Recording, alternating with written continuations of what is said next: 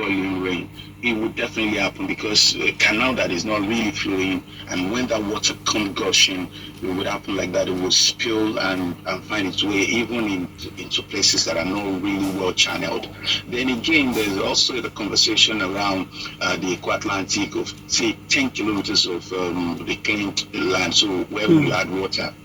At the end of the day, you will see water moving to direction where you think it would not move to. So these are some of the conversations that people would always have, that you knew. I mean, when people want to point the fingers to the Lagos state government, that you knew that this would happen every year.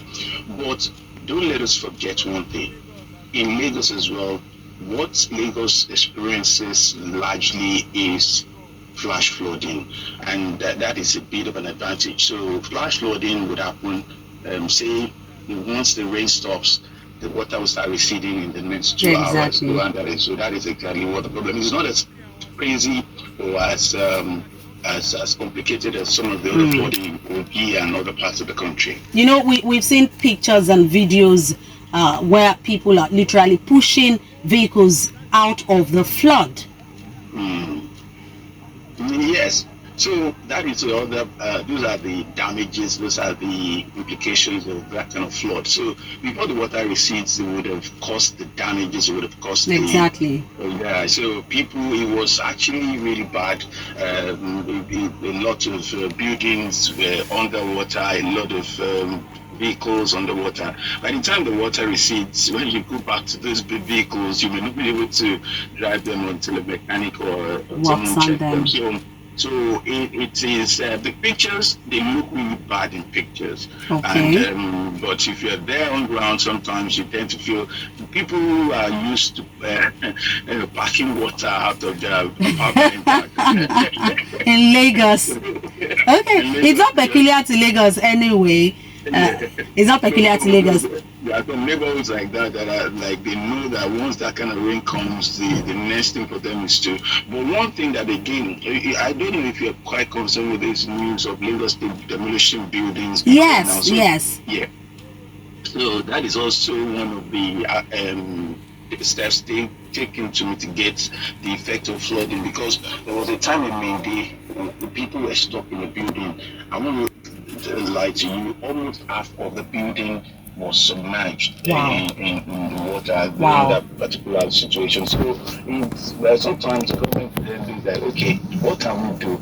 Because people are building along the canal, the waterways and all of that. So, and for the water to flow freely, you would, before you can get the water to flow freely, you need to take down some of these buildings, take down some of these structures. And that is why some of these effects sometimes, without even actually pointing fingers, everyone must act responsibly. Exactly. I was going to ask you, you know, I really don't always like asking what the government is doing, because whatever the government is doing is open to everyone. We can see it every day, government efforts. So I want to ask, what are the efforts people are putting in?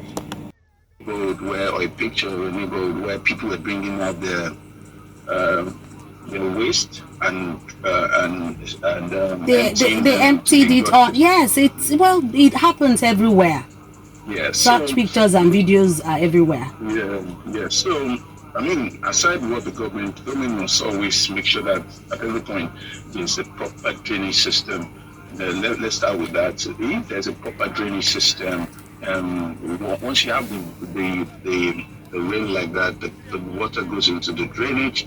Then from the drainage, if there's a canal, a big canal, then it empties into the canal. So, but on the part of the people, the structures, again, it still comes back to because some of these arguments are back and forth. I don't want to use the politics of things right now.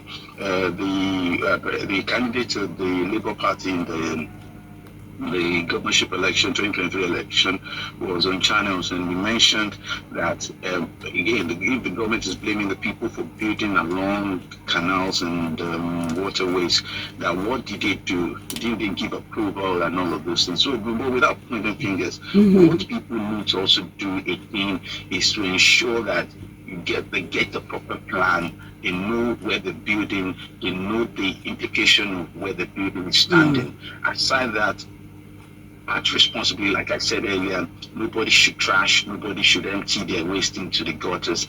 Ensure that the environmental sanitation is a culture rather than being forced to do it.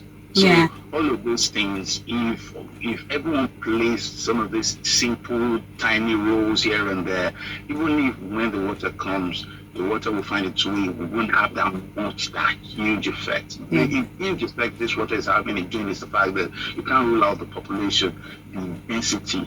In Lagos, actually, there'll be a lot of people live in this city, over 20 million people.